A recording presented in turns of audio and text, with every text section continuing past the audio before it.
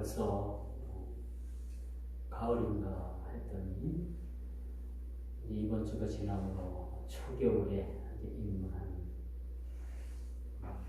그런 계절이기도 합니다.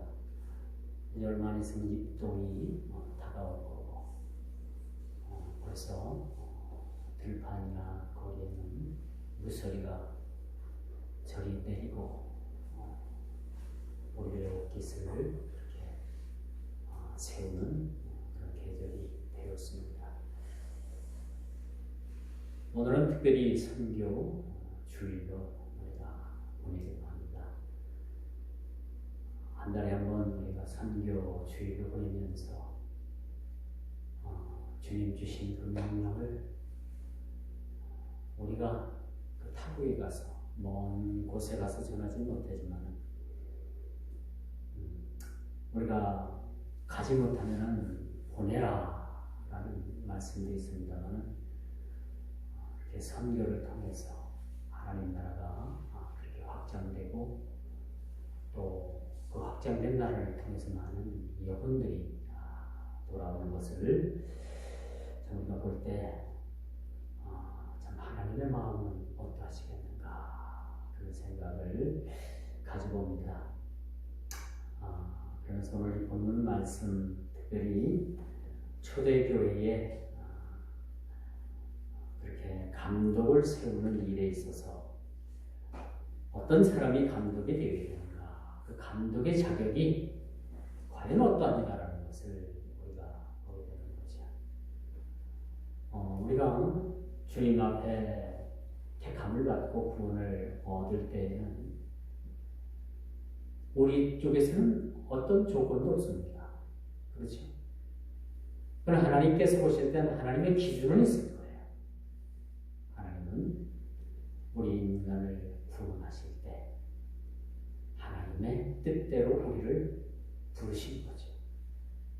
부르신 우리를 그냥 한 우리에서 그냥 아무것도 하지 말고 그렇게 모아놓는 것이 아니라 부르신 그 부르심에 따라서 하나님께서는 어떤 사람은 참으로 선생으로 가르치는 교사로 어떤 사람은 또 구제하는 일로 또 어떤 사람은 또 봉사하는 일로 그렇게 하나님께서는 한 사람 한 사람에게 귀중한 직분을 주셨음을 우리가 보게 되는 것이죠.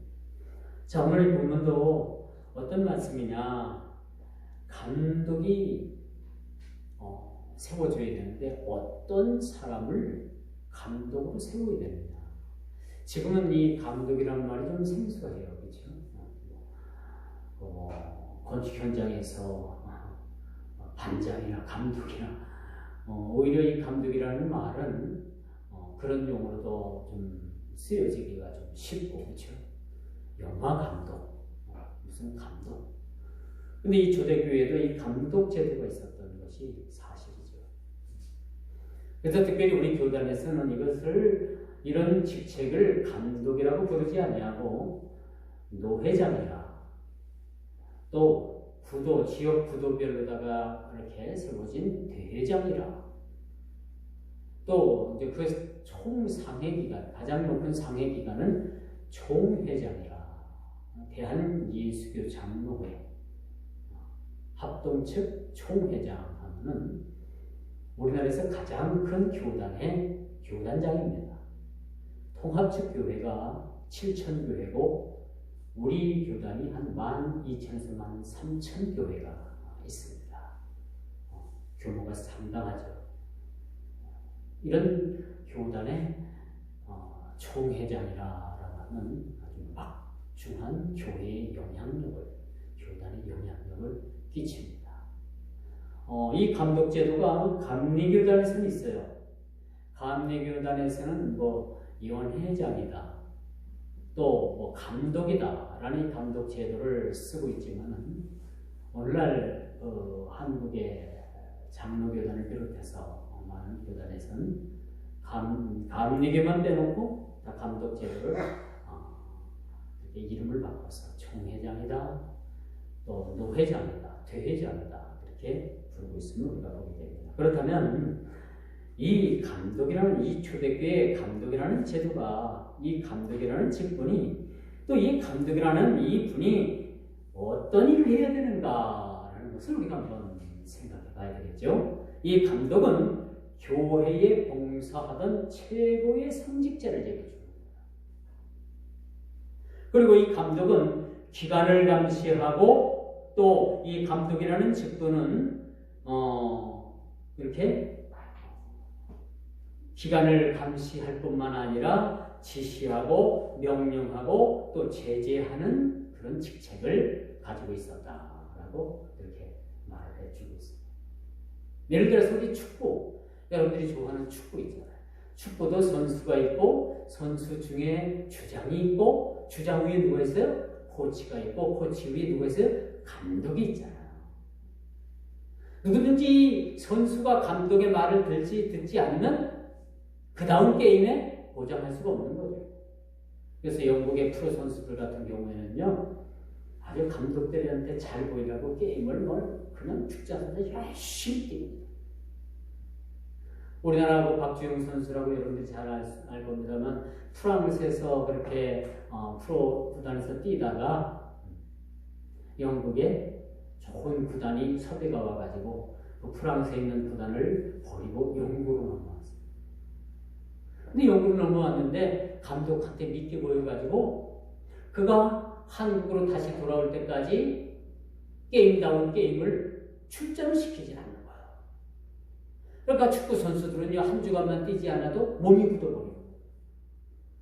한 주간 쉬고서 그 다음 주간에 가서 골을 차려면 몸이 굳어가지고 자기 실력이 나옵니다. 그러니까 매주마다 감독한테 잘 보여서 10분이든 20분이든 후반전을 뛰든 전반전을 뛰든 매해마다 출전을 해서 자기 몸을 만들어가는 거죠. 여러분들이 잘 아는 손흥민 선수, 그렇죠? 잘하죠. 이제 유럽에서 차범근 선수가 세운 그 골 기록을 엊그제 넘어섰죠. 지금부터 골 넣는 것은 차범근 선수를 넘어서는 기록이라고 합니다. 한국인 최초의 기록이라고 하죠. 너무너무 잘하잖아요. 감독한테 잘 보이는 거예요. 전반전을 뛰든 후반전 교체 선수로 뛰든 매 경기마다 거의 거르지 않고 경기를 나가니까 이 비중이 얼마나 크냐 말이에요. 그 비중을 잡고 있는 사람이 주관하는 사람이 바로 감독이죠. 오늘 이 본문의 말씀도 마찬가지예요. 이 감독의 직책이 너무 중요했기 때문에 감독은 이러한 사람이 감독이 되어야 된다라는 것을 오늘 본문을 통해서 우리에게 보여주고 있음을 우리가 보게 됩니다. 이 감독 제도는요, 주후 예수님 탄생 이후에 거의 1세기 이후에 100년이 지나서야 감독 제도가 이렇게 생겼어요. 초대 감독이 폴리갑입니다. 정확히는 제가 모르겠습니다만 좀 잊어먹었습니다. 폴리갑을 알고 있는데 이렇게 감독이 된다는 것은 굉장한 직책의 어떤 귀중함도 있을 뿐만 아니라 그 감독이라는 그런 직책을 가지고 하나님 나라를 위해서 아주 일생일대를 온 마음과 정성을 다해서 힘을 써서 섬겨야 되는 직분이 있다는 거죠. 그래서 여러분 초대교회의 감독이 된다는 것은 아주 온전한 헌신과 희생이 요구되었던 것만큼 대단히 어려운 직책이었다는 것을 우리가 보게 되는 거죠. 이 감독은 이 초대교회 로마 교회를 중심으로 해가지고 온 흩어져 있던 그러한 교회들을 돌볼 뿐만 아니라 감시하고 또 감사의 역할도 했어야만 했고 각 교회에서 올라오는 문제를 해결하는 그런 기능을 가지고 있었다는 거죠. 그렇기 때문에 이 감독 제도가 굉장히 여러분 중한 직책이었을 뿐만 아니라 하물며 이렇게 자격이 안 되는 사람이 감독이 되었으면 굉장한 문제가 심각하게 이렇게 발생할 수도 있겠다라는 생각을 가지게 되는 거죠. 이것은 하나님께 영광스러운 일이 되지만은 또한 교회에 유익을 끼치는 모든 일이 되는 거지만은 첫 번째, 선한 일꾼으로서의 삶은 선한 청지기로서의 그 일을 잘 받아 감당해야만 됐다는 거죠. 또 어떤 사람은 일을 시켜놓으면 참 그 일을 120%잘 아주 일을 마무리하는 사람이 있는가 하면, 어떤 사람은 일을 시켜놓으면 중간에서 하지 못하고, 그렇죠? 다른 사람이 대처해서 일을 해야 되는 경우도 있잖아요. 우리나라도 마찬가지죠. 지금부터 2년 전에 국정농단으로 말미암아 대통령이 임기를 다 마치지 못하고 그 자리에서 내려와서 감옥에 가 있는 현실을 보면서 참 한편으로 참 측은한 생각이 들어요. 그래도 한때는 대한민국의 국가 수반으로서 원수고 대통령이었는데 어떻게 그렇게 하루아침에 가서 감옥 생활을 하고 있을까? 그렇죠? 참 이걸 보면 여러분, 사람을 참 일하는 자리, 그 자리에 세운다는 것도 중요하지만 그 세워진 사람이 어떻게 일을 잘 받아 감당해야 되는가라는 것도 아주 사뭇 그것이 중요한 일이라는 사실들을 우리가 보게 되는 것입니다. 그래서 우리 그리스도인들이라면 우리가 어떤 처지에서 어떤 일을 맡았든 간에, 감독의 일을 맡았던, 아니면 부감독의 일을 맡았던, 주장의 일을 맡았던, 반장의 일을 맡았던, 무슨 일을 맡았든 간에 여러분들이 그 일을 최선을 다해서 그 일을 선한 일로 여러분들이 행함은 물론이고 그 일을 도모해야 된다라는 말씀을 드릴 수가 있는 것이죠. 요즘 세상이 너무나도 복잡 다양하죠. 이렇게 복잡 다양하고 참 예측을 불허하는 시대에 우리가 살아가고 있습니다. 이 시간 이후에 여러분들이 어떤 일이 일어날지 여러분 상상을 해보셨어요? 상상이 안 돼요. 세상은 너무나도 복잡하고 다양하고 예측 불허한 세상을 우리가 살아가고 있기 때문에 잠시라도 우리가 정신줄 놓으면 곧바로 어떻게 되는 거예요? 어려운 지경에 처할 수도 있다는 겁니다. 그렇기 때문에 여러분, 많은 세상 사람들이 무늬만 가지고 살아요. 무늬만 있는 사람들이 얼마나 많은지 몰라요. 겉은 그렇게 그럴싸하게 포장을 했는데 실제 보면 속은 너무나도 통통 비어 있는 사람이 너무 많아요. 이런 사람들을 목적이 없이 살아가는 사람들이라고 말씀드릴 수가 있습니다. 살긴 사는데 목적이 없이 살아가는 거예요. 그러니까 하루하루 살아가는 것이 뭐예요? 희망이 아니고 기쁨이 아니고 즐거움이 아니고 하루하루 살아가는 것이 고통이요, 하루하루 살아가는 것이 그들에게는 저주라는 표현을 쓸 수밖에 없는 거죠. 목적의식이 뚜렷한 사람은요, 하루하루의 삶을 어떻게 이루어내야 될까? 어떤 열매를 맺어야 될까? 내가 목표한 분량을 어느 정도까지 채워야 되는가라는 것을 목표 삼고 사는 사람들입니다. 세상 사람뿐만 아니라 우리 그리스도인들도 마찬가지예요. 그리스도인이라는 이런 겉옷만 입고 있지 사실 속을 들여다보면 저 사람이 그리스도인인지 아닌지를 분별하지 하기가 어려운 사람들도 세상에 꽤 많이 있다는 겁니다. 무늬만 우리가 그리스도인이 되어서는 안 된다는 거죠. 이렇게 무늬만 있는 사람이 감독이 되어서는 더더욱 안 된다는 것을 우리에게 보여주고 있음을 오늘 본문을 통해서 살펴볼 수가 있습니다. 그러므로 여러분, 마땅히 지도자로서의 자격은 오늘 본문에도 보니까 책망할 것이 없는 사람이라. 책망할 것이 없는 사람이 감독의 자격이 되다. 그렇다면 여러분, 책망이 없는 사람이 사실 쉽지 않잖아요. 한두 가지 우리가 핸디캡들은 다 가지고 살고 일을 하다 보면 책망 들을 수도 있고 칭찬 들을 수도 있고, 그렇죠? 근데 가능한 감독은 모든 일에 있어서 책망 들을 만한 일이 있어서는 안 된다는 것을 오늘 본문은 우리들에게 그렇게 가르쳐 주고 있습니다. 여러분, 세상 지도자들을 세우는 게 참 중요하죠. 우리가 내년이면 총선을 하게 됩니다. 국회의원들을 내년에 뽑아요. 그리고 2년 후에는 대선을 하죠. 나라 수반을 뽑습니다. 그렇죠? 이렇게 세상 지도자를 뽑는 일도 아주 신중합니다. 여러분 선거할 때 뭘 보고 선거를 주로 합니까? 당을 보고 뽑습니까? 아니면 그 사람의 어떤 정치적 역량, 또 일할 수 있는 능력, 그런 것들을 보고 여러분들이 뽑습니까? 인물 위주로 뽑습니까? 정당 위주로 뽑습니까? 뭐 두 가지 다 보면 더더욱 좋겠죠. 그러나 인물을 보고 뽑는 게 훨씬 낫다고 봅니다.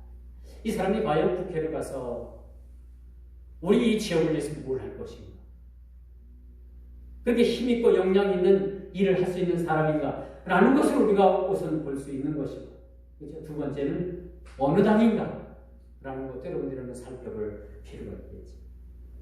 여러분 세상에도 이런데 교회의 모든 이 신약 교회를 감독할 수 있는 그 감독의 자리를 뽑는다는 것은 더더욱 아주 굉장히 심혈을 기울이지 않으면 안 된다는 것을 우리가 보게 되는 것입니다.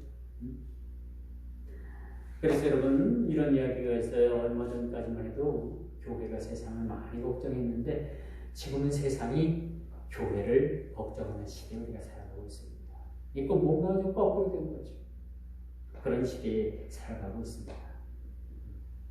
그러므로 감독으로서의 또 한 가지 요구되는 것은, 여러분 얼마 전에 그 간 통제가 몇 년 전에 없어졌죠. 작년인가 그 작년에 완전히 간 통제가 없어졌어요. 참 이런 제도는, 이런 법은 참 없어져서는 안 되는 그런 법입니다만 이런 법이 없어졌어요. 그래서 요즘 뭐 세상 사람들 남녀 간에 서로 눈 맞으면 혼 후에도 그렇게 갖는 것을 법으로서는 그것이 제재할 방법이 없습니다. 법을 위반하는 것이 아니죠. 이런 시대에 살고 있어요. 여기에 이런 참 잘못된 그런 법이 왜 이렇게 만들어졌는가? TV 불륜 드라마가 참 상당히 한 몫을 했다고 저는 생각을 합니다. 여러분 TV를 보면요, 여러분 이 TV를 보면 저 사람들이 뭐 하는 사람들인가? 완전 콩가루예요, 콩가루, 그렇죠?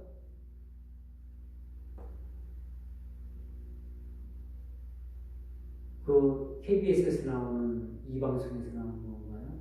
8시부터 나오는 뭡니까? 그 방송. 거기도 보면 저 사람들이 뭐 하는 건가? 저는 그런 생각이 들어요. 이 TV 불륜 드라마가 완전히 사람들을 엉뚱한 생각으로 다 뒤바꿔 놨습니다.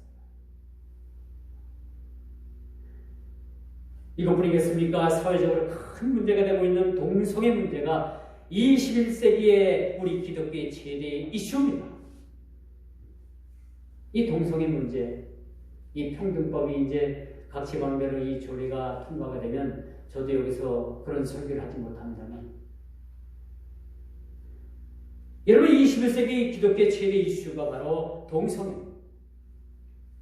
유럽은 이미 동성애가 만연되어 있어요. 작년인가 그작년인가 호주인가 어딘가 뭐 미국은 말할 것도 없고 거기에서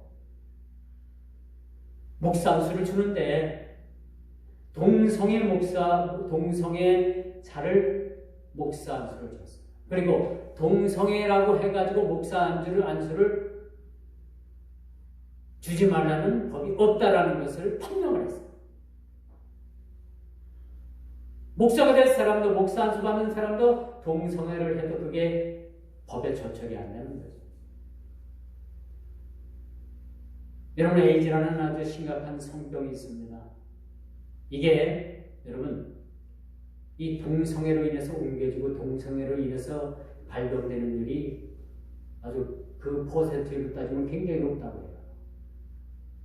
보건복지부에서는요, 에이즈 환자들을 치료하기 위해서 그 치료약을 그들에게 어마어마한 치료약을 1년에 수백만 원씩에 들여가지고 그들에게 무상으로 공급하고 있습니다. 세금이 막 그렇게 줄줄줄 새나가는 거예요. 이런 시대에 우리가 살아가고 있습니다. 그런데 이 동성애자들을 보호하기 위해서 인권이라는 그러한 탈을 쓰고 창조 질서를 무너뜨리는 일들이 지금 이 시대에 자행되고 있다는 것. 여러분, 도시 곳곳마다 키어 축제가 열리죠. 그 키어 축제를 지원하는 것은 뭡니까? 지원 단체인데 서울시를 보니까 서울시내에서는 광장을 내주고 지원을 하고, 그럼 시장이 동성애자인가 했더니 그건 모르겠어요. 동성애자인지 아닌지 모르겠습니다. 그렇게 사람들이 열광을 합니다. 여러분, 군인권 모모센터도 있죠. 군인권센터 소장이 누군가 했더니 군대도 갔다 오지 않은 동성애자가. 근데 놀라운 건 그런 사람 앞에서 현역 육군 소장이나 별단 사람들이 그 사람 앞에서 벌벌벌벌 떨어요. 이 사람 파워가 얼마나 센지 국방장관하고 같이 수행을 하면서 일을 보더라. 이게 나랍니까? 도대체 이런 사람을 세워가지고 분해된 인권을 논한다고 하니까 저는 너무나도 가정스럽다고 생각해요. 어찌 이런 사람이 소장이 돼가지고 이름을 뭐 거론하면 제가 또 뭐 명예 또 그런 쪽으로다가 문제가 될 것 같으니까 이름 거론하지 않겠습니다. 그 가증한 일을 일삼는 사람이 어떻게 인권 이야기를 할 수가 있는가? 저는 그런 생각을. 그래서 이들은요, 동성애 자체가 죄가 되지 않는다고 얘기해요. 우리도 합법적으로 이것을 인정해달라는 겁니다. 그러나 이것은 분명히 하나님의 창조 질서를 깨뜨리는 거죠. 하나님의 창조 질서를 깨뜨리는 거죠. 이처럼 오늘 본문에도 보니까 감독이 될 자는 한 남편으로서, 한 아내의 남편으로서 깨끗함을 가지고 살아가야 된다는 것을 오늘 본문은 우리에게 그렇게 말해 주고 있죠. 5절입니다. 사람이 자기 집을 다스릴 줄 알지 못하면 어찌 하나님의 교회를 돌아보리요. 바로 그거. 당시 감독은 여자가 아니라 남자를 세웠죠. 남자는 가정을 잘 다스려야 되고 돌볼 필요가 있는 거죠. 오늘날 수많은 가정들이 깨어져 나갑니다. 앞으로 여러분 동성애가 합법화되면 우스갯소리 같습니다만 여러분 아들, 여러분 자녀가 아들 며느리를 데려올지도 몰라요. 응? 딸 사이를 데려올지도 모릅니다. 이거 여러분 한번 우리가 심각하게 생각해봐요. 얼마 전에 청와대에 각국 대사들을 초청을 했어요. 대사 부부들을 초청을 했는데 스웨덴인가 카나다인가 정확히 모르겠는데 거기는 남자 둘이 왔어. 남자 둘이 부부래.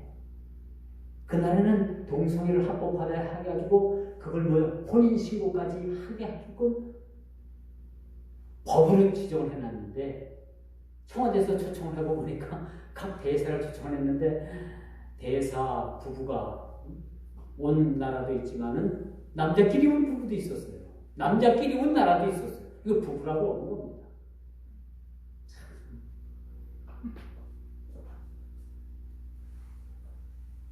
전 세상에 이렇게 요직이 많도록 하고 있습니다. 여러분, 소돔과 고모라 성이 왜 망했다고 생각을 합니까?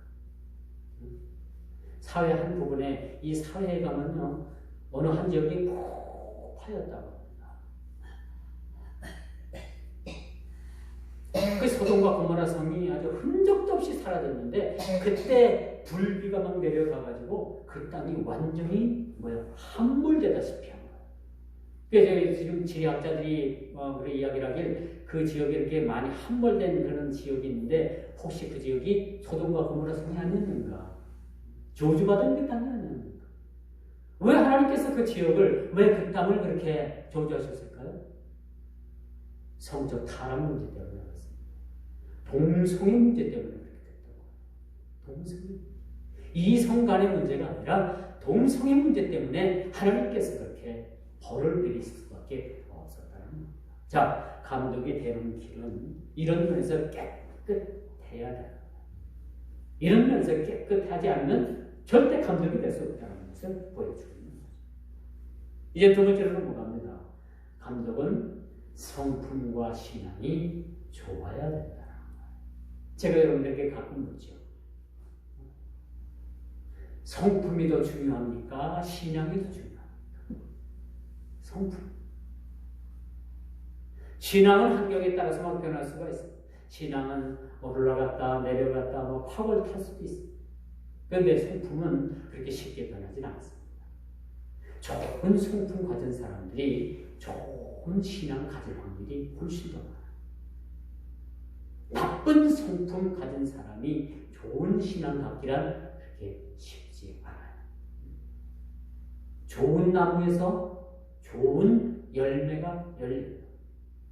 돌감람 나무에서 뭐가 열립니까? 참감람 열매가 열려요? 아니요. 돌감람 나무에는 돌감람 열매밖에 맺을 게 없어요. 주님께서 유명한 비유를 하시잖아요. 돌감람 나무 같은 너희에게 참감람 나무에 나무를 접붙여서 좋은 열매를 맺게 해주셨다. 원래 우리 본 바탕은요, 악한 거예요. 원래 우리 본 바탕은 참 감람나무가 좋은 맛이 아니에요. 이러한 불량한 나무에 좋은 나무가 접붙여져서 열매를 맺게 해주셨는데 바로 그 열매가 바로 우리들. 물론 성품신앙 이 두 가지를 다 소유했더라면 얼마나 좋겠습니까? 그러나 그렇지 못하는 것이 우리 인생들의 모습이라고 볼 수가 있겠습니다. 감독이라는 또 다른 중요한 것은 성품입니다. 좋은 성품을 가지고 있어요. 신앙은 환경의 지배를 받지만 성품은 쉽게 변하지 않기 때문이죠. 그만큼 성품이 중요하다라고 말씀드릴 수가 있어요. 그래서 오늘 이 본문은 이렇게 좋은 성품을 가지고 있어야 하는 물론이고 여기에 절제와 신중의 삶을 살아야 된다. 절제해야 된다는 거죠. 여러분, 어떤 분들은 그 TV 앞에서 그 홈쇼핑을 보면요. 저는 홈쇼핑 채널이 그렇게 많은지 몰랐어요. 김분영 원사님이 홈쇼핑에 뭐가 있다고 해가지고 그것 좀 부탁을 해가지고 저희는 홈쇼핑 그 채널을 다 차단을 시켜놨거든요. 근데 암만 들어도 저희는 이제 차단을 시켜놔갖고 안 나와요. 그래서 어느 날 이제 부탁을 하시길래 홈쇼핑 채널을 전부 다 복구시켜가지고 다 이 채널을 전부 다 이렇게 복구시켜놨어요. 그랬더니 TV 홈쇼핑 채널이 얼마나 많은지 몰라요. 어떤 사람들은 홈쇼핑 앞에서 이 홈쇼핑 채널만 돌려가면서 전부 다 산대요. 보면은 상품 그렇게 소개하는 그런 사람들은 뭐라고 하죠? 쇼캐스트? 쇼호스트? 뭐라고 하는데 그 사람들 만들어보면 그거 먹어가지고 안 날 병이 없고 그거 입어가지고 인류 패션도 안 돼. 그런 안 될 저기가 없어요. 모델들 막 쭉쭉 빠진 모델들 막 그냥 옷 입혀놓으니까 이야 저 옷이 진짜 내가 입어도 괜찮겠다. 천만에요. 그 사람들은 옷걸이고 옷걸이 아닌 사람이 입으면 그게 그겁니다. 그런데 그걸 막 눈에 보는데 다 사는 사람들이 많대요. 그런데 거기서 한 수 더 떠가지고 그것을 사가지고 눈으로만 딱 보고 바로 반품을 시킵니다. 그럼 누가 졌다는 거예요? 홈쇼핑에서 졌다는 거죠. 바로 반품을 시킵니다. 그런 사람들이 있는가 하면 전부 다 사놓고 그 골방에다가 산 걸 이 택도 뜯지 않고 꽉 싸놓고 물건을 싸놓고 그렇게 물건을 사는 사람들이 있다고 합니다. 이건 뭐야?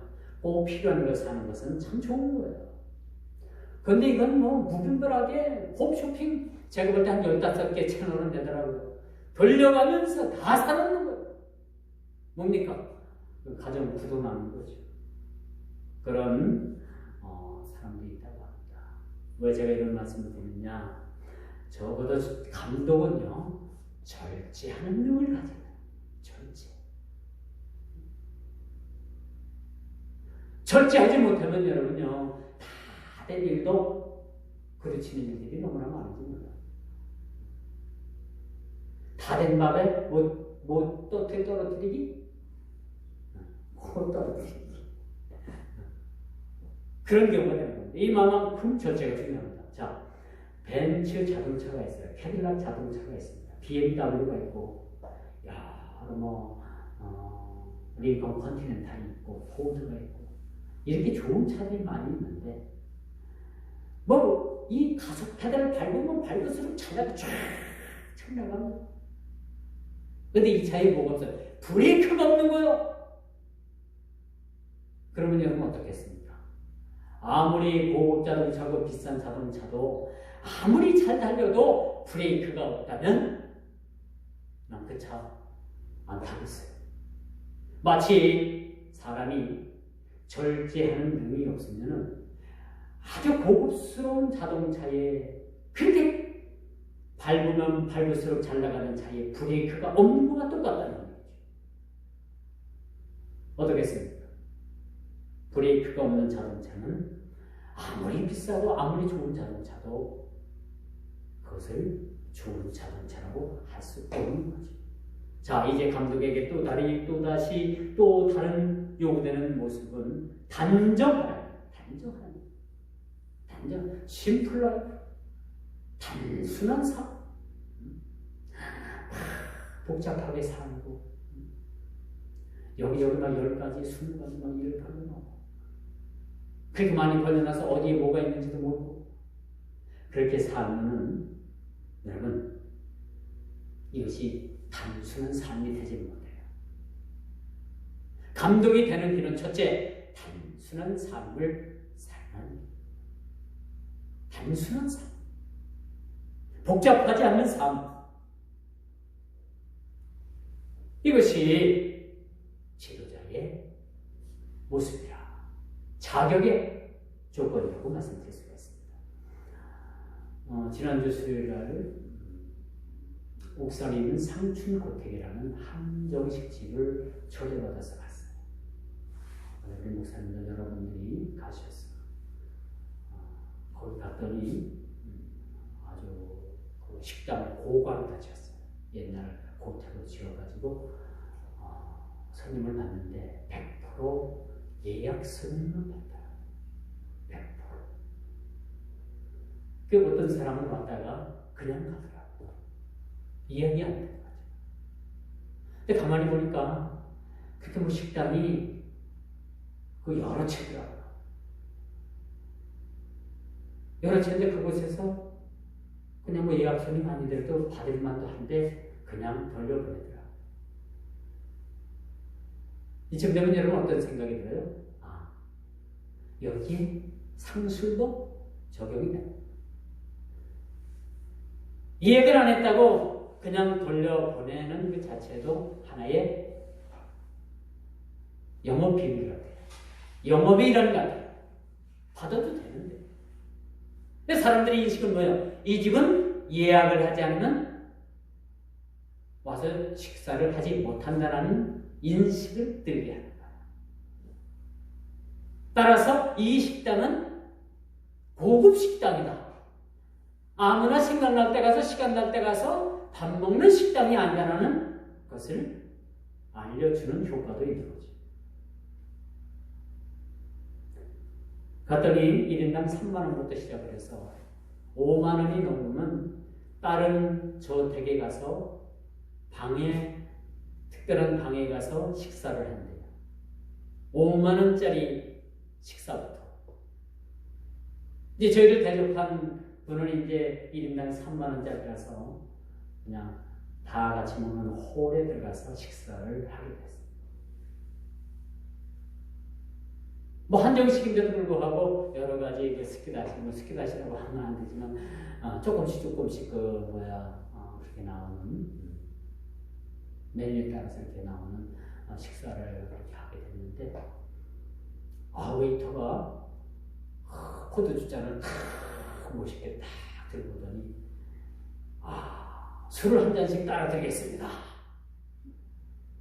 이제 저희들 테이블엔 그 포도주 잔이 1인당 하나씩 쫙 준비되어 있어요.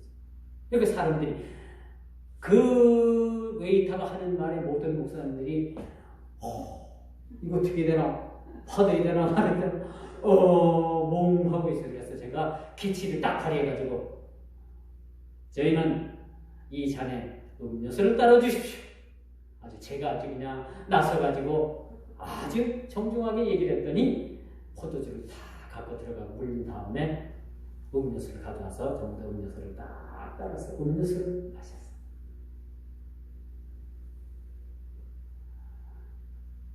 여기서 목사들은 술을 먹지 않는다는 것을 그들은 알았겠죠. 그 식당은 포도주 값을 아꼈고 목사는 술을 먹지 않는다는 강한 이미지를 그 많은 사람들 앞에서 보여준 예라고 볼 수가 있습니다. 그런데 여러분 어느 교단 목사님들은 잘 들어보세요. 이게 실질이 있는 일이에요. 포도주로 성찬식을 하는 게 아니라 막걸리로 성찬식을 하는 데도 있어요. 막걸리를 해요. 어느 교단이라고 말을 못합니다. 그리고 이들은요 한두 잔씩 마시고 강단에 올라가면 말이 술술술술 나온대요. 설교하기가 그렇게 쉽답니다. 그래서 한두 잔씩은 꼭 하고 올라간대요. 내가 이분들을 알아요. 내 말을 안 하지 않겠습니다. 이런 분들도 사실 있습니다. 해마다 기독교 연합에서 배구를 하면요 이렇게 술을 즐기고 이런 사람들이 싸우려고 하고 소리 지르고요 욕하고 시비 걸고 하는 분들이 많이 있어요. 운동을 게임을 하다가 시합을 하다가 저 사람들이 목사인가? 어느 교단 맞아 그 사람들이야. 그 사람들이 꼭 그렇게 시비도 걸고 막 그래요. 그런 목사님들 중에서 술을 즐긴다는 분들이 꽤 여럿 있습니다.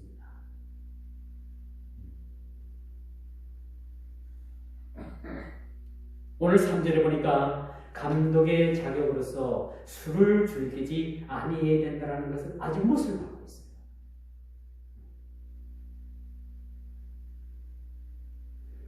한국 교회가 술을 금지했고 담배를 금지했어요. 그런데 성경에는 안만 봐도 담배는 없더라고요. 그럼 이거 먹어도 되지 않냐? 이 성경에서 이야기하지 않는다고 해서 여러분 그것이 죄가 안 된다는 논리가 어디 있습니까? 성경에서 기록하지 않았을 뿐이지 우리 생활 법률 가운데 그것이 거론되지 않는다고 해가지고 그것이 법에 저촉되지 않는다는 말은 없는 거야. 이 기독교가 이 조선에 딱 들어와 보니까 한국 사람들이 술에 찌들고 담배에 찌들고 이 사람들 어떻게 보든지 좀 살도 봐야 되겠다 해가지고 술, 담배를 금했습니다. 우리 개신교에서 천주교는 안 했어요. 천주교는 다 먹어요. 우리 기독교에서 이것을 금한 거예요. 근데 오늘 성경에도 보니까 감독이 된 자는 술을 즐기지 아니해야 된다. 그러면 조금씩이라도 먹어야 되는가? 근데 여러분 술을 먹다 보면 조금씩 먹어요? 아니잖아요. 아니. 어제 운동 끝나고 저 어디 무슨 큰 무슨 교회가 무슨 빅교회가 어디 그 교회 집사래 술을 사다 놓고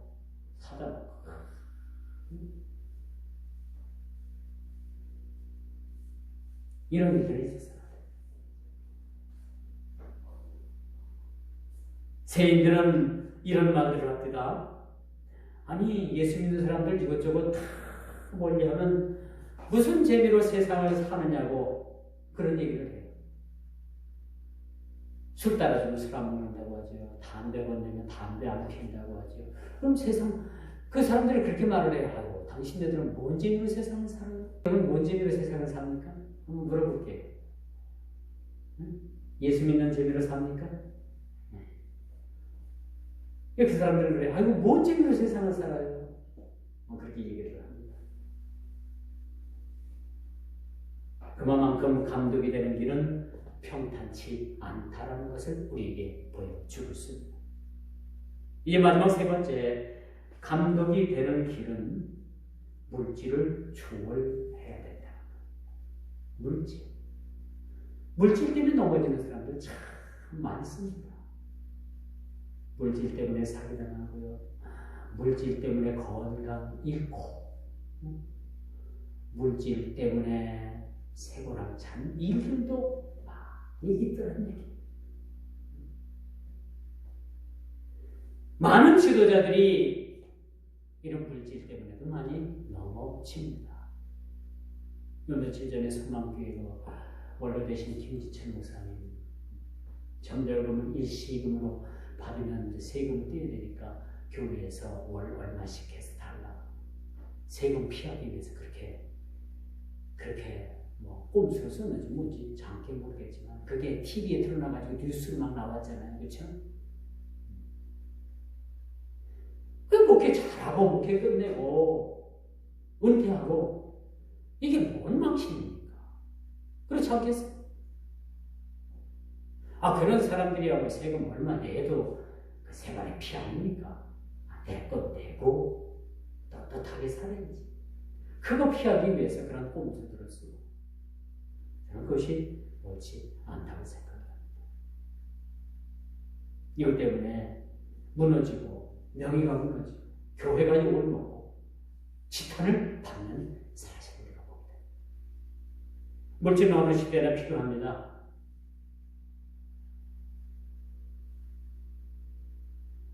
그래서 우리가 물질을 쓰는 것이 잘못이 아니라 물질을 선용하는 얘기예요. 또 물질은 노예가 되어서는 안 된다는 것을 말해줘요.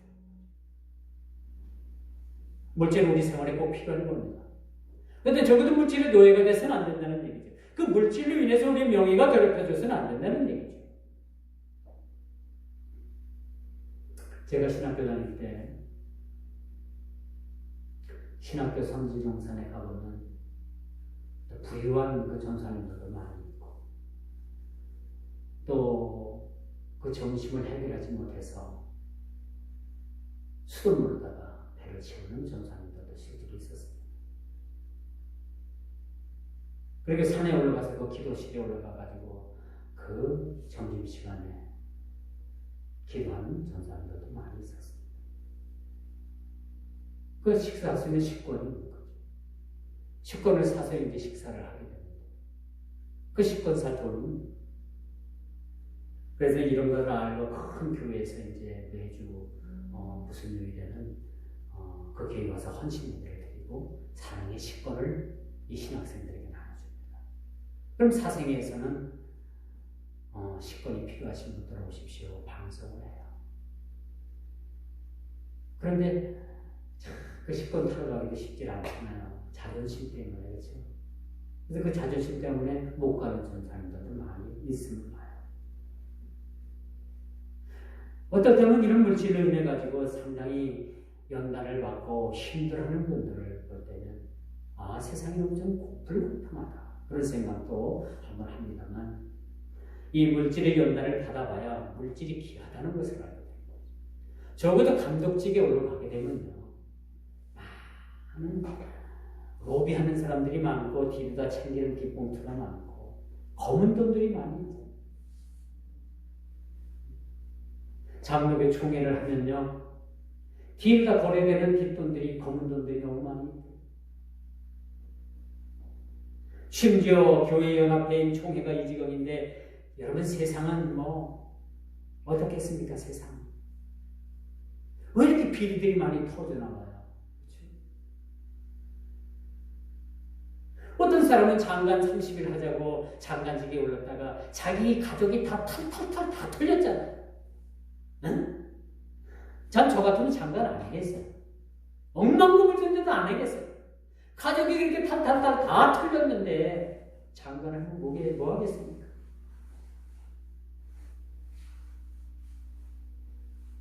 그걸 보고 참 애석하다라는 표현을 하기도 뭐하고 참 미련스럽다라는 말을 표현하기도 좀 뭐하고 아니 30일 장관 만남짓 하자고 저렇게 가족이 그냥 다 털려갖고 풍지박산이 나고 그 장관 안 나왔으면 부인도 구속 안 될 거 아니에요. 다 묻혀질 거 아니에요. 뭐 언젠간 진실이 드러나겠지만은 일단은 다 덮어지는 거 아니에요.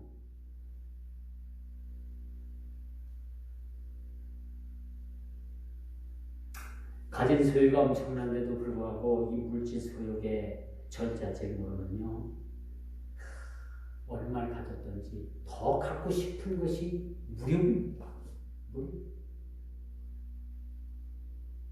어느 목사가 자기가 가지고 있는 재산이 수십억.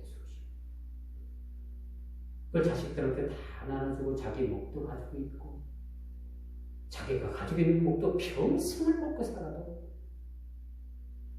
저 대전에 가면 어느 시골 지역이 대전시가 편입돼가지고 하루아침에 거기 아파트가 들어서고 막 거기가 개발이 되니까 그 자기 조상이 가지고 있는 땅이 많이 있었는데 그것 때문에 하루아침에 졸부가 됐어요. 졸부.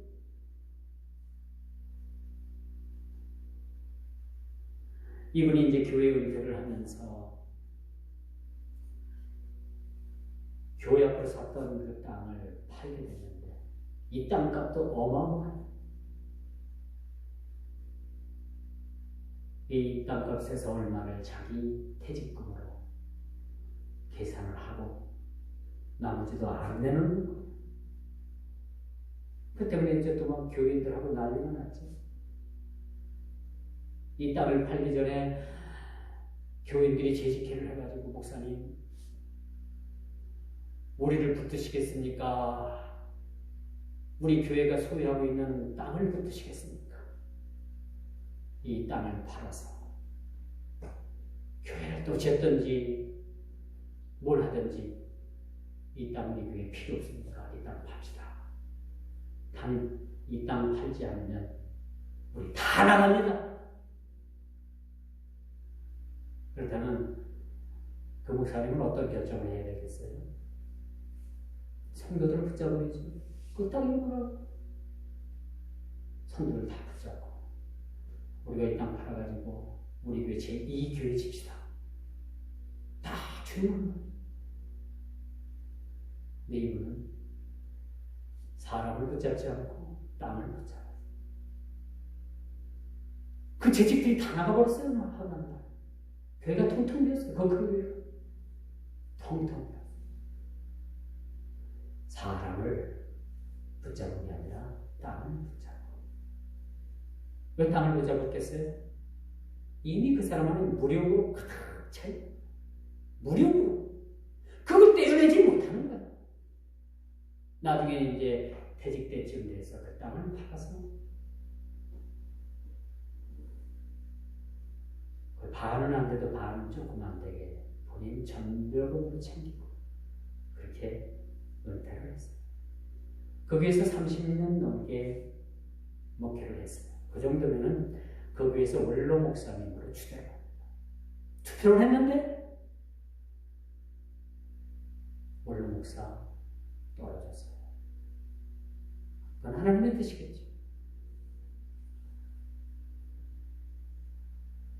결국 이런 얘기는 이제 집사람이 하지 말라고 가끔 그 얘기해요.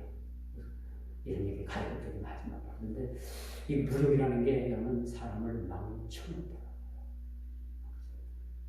적당히 주신 대로 우리가 주신 대로 잘 선택해서 쓰면 이게 온전한 천지입니다. 이렇게 물질이 욕심을 내니까 여러분 저도 좀 그런 생각을 해요.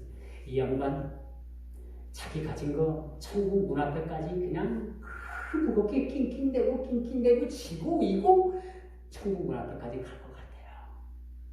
어떻게 먼 재산인데 그렇죠? 그런데 주님 딱 나와가지고 너 그 집 내려놔. 종아리 걷어. 그냥 매를 수십 대 때릴 것 같아. 종아리가 피가 터지게 맞을 것 같아. 그런 다음에 들어가. 그럴 것 같아요.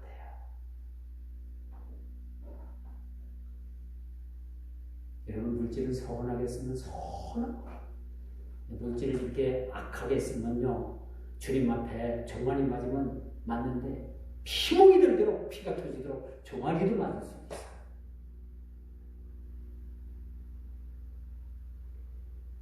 이 3,000평 가까이 되는 땅이 50만 원에 샀는데 평당 200만 원 가까이 됐어요. 대단하죠? 투기한 겁니다. 부동산 투기한 거예요. 근데 이 땅에다가 부동산 투기가 아니라고 감나무를 저 남쪽에서 감나무를 사다가 거의 한 3,000평 되는 땅에다 감나무를 다 심었어요. 그리고 그 관리를 누가 뒀느냐? 부교육자인 전도사를 둔 거야. 전도사는 노상 시간 있는 데로 가가지고 그 풀 뽑고 돌 주워내고 전도사 부인은 전도사가 사모는 뭐가 또 죄를 졌길래 전도사가 그 신학 공부하러 가면은 그 사모를 데리고 가가지고 돌을 주워내냐 말이야. 하루아침에 제가 너무나도 화가 나가지고 하나님 이거 교회에서 도저히 할 짓은 아닌 것 같습니다. 땅 산 거부터 자체가 잘못됐고요. 여기 심은 감나무 때문에 제가 진짜 사역 제대로 못합니다. 내가 겨울이 되기 전에 기도했어요. 하나님 이 감나무가 이 땅이 하나님의 뜻이 아니면 한 가지 보여주시는데 이 땅에 심겨진 감나무가 한 그루도 남지 않고 다 죽게 해주세요. 제가 그렇게 기도했더니까 그런데 그 해 겨울이 지나고 봄이 됐는데 진짜 거짓말같이 한 그루도 남지 않고 그 3,000평 가까이 심겼던 감나무가 다 얼어 죽은 거야. 3년생 된 정도 감나무가 다 얼어 죽었어요. 저도 속으로 놀랬죠. 하나님 이제 다시는 이런 기도 제가 안 할 거예요. 저도 겁이 나요. 그런데 그렇게 하나님께서 그렇게 응답해 주시더라고요. 그러니까 이제 감나무 한 그루에 5만 원씩 냈어요. 저희도 아들, 딸, 집사람 나해서 5만 원씩 해서 20만 원을 감나무 한 그루 심는데 냈어요. 근데 이제 저야 뭐 그냥 냈으니까 말할 수 없는데 그 교회 성도들이 그 감나무 값에 투자했던 성도들 돈 냈던 사람들이 막 들고 있나. 목사님 이건 하나님의 뜻이 아니니까 이거 팝시다. 거기부터 들고 일어나가지고 저희들이 그 교회에 나올 무렵에 그런 사단이 일어난 거야. 우리를 택하시겠습니까? 땅을 택하시겠습니까? 여러분 우리 보통 평범한 사람 같으면 제가 잘못했습니다. 땅을 팔겠습니다. 그렇게 나가야 되는데 반대로 다 나가버렸어요. 다 나갔어요. 제가 있어도 200명이 좀 안 돼서 80명, 많이 나오고 그런데 지금은 몇십 명 나오지도 않아요. 다 나가버리고 그렇게 한번 나가면 들어오기 쉽지 않아요. 요즘 얼마나 전도버렸습니다. 천하보다도 귀한 생명을 붙잡는 것이 원칙이지. 그 땅이야 뭐야? 지구 할 거야? 천국 앞에까지 나도 그럴 것 같아. 천국 앞에까지 그거 막 낑낑거리고 현금화 했으니까 은행에서 다 찾아갖고 천국문 앞에까지 갈 거 아니야. 그 돈보따리 깨어오게 될 것 같아요. 그거 낑낑 치고 천국문 앞에까지 갈 것 같아요. 성경은 그렇게 얘기합니다. 야고보서 1장 15절에 보니까 욕심이 잉태한 즉 죄를 낳고 죄가 장성한 즉 사망을 낳느니라. 그렇게 우리들에게 그렇게 교훈 주고 있습니다. 의도로 살자는 것이 쉬운 일은 아닙니다. 우리 모두는 하나님의 거룩한 나라의 청지기로서 리더로 여러분들을 세워주셨습니다. 오늘은 이 감독에 대한 이야기고 이제 다음 주에는 집사에 관한 이야기입니다. 일반 평신도에 관한 이야기를 이제 다음 주에 하게 되는데 오늘 본문의 말씀도 마찬가지. 여러분이 세상 나가서 어느 지도자의 어느 위치에 서 있든 간에 이런 깨끗한 양심과 선한 마음을 가지고 이런 일들을 수행하지 않으면 안 된다는 것을 우리에게 보여줍니다. 하나님 앞에서 선한 일을 힘쓰고 오직 간음과 절제하는 마음, 이런 마음이 우리에게 필요한 거죠. 우리 그리스도인들은 세상의 기준을 따라 사는 사람들이 아니라는 겁니다. 물질을 사랑하기보다 하나님을 더 사랑하고 이웃의 고통의 문제를 함께 우리가 고민해보고 그 문제를 돌아볼 수 있는 것이 진정한 우리 그리스도인들의 몫이라는 사실들을 우리가 깨달아 알아야 되는 것이죠. 이러기 위해서 우리가 주님께서 우리를 불러주셨다는 겁니다. 그리고 여러분들에게 물질도 주시고 선한 청지기로서 살 수 있도록 하나님께서 여러분 모든 삶의 터전을 주셨다는 사실도 꼭 기억을 해야 되는 겁니다. 주신 물질도 우리가 선용하고 천국 문 앞에서 종아리 맞고 들어가는 수치를 우리는 피해야 하는 거예요. 종아리 맞고 들어가겠습니까? 얘야 어서 오너라. 그 버선 신발도 신지 않고 그 버선 바람으로 주님께서 여러분을 맞아주시길 원하십니다. 종아리에 피멍이 들도록 여러분들 내맞고 천국에 들어가시겠습니까? 이제 우리는 모범을 보이신 주님을 깊이 생각하는 귀한 시간들이 되기를 주님의 이름으로 축원하면서 말씀을 나누도록 하겠습니다.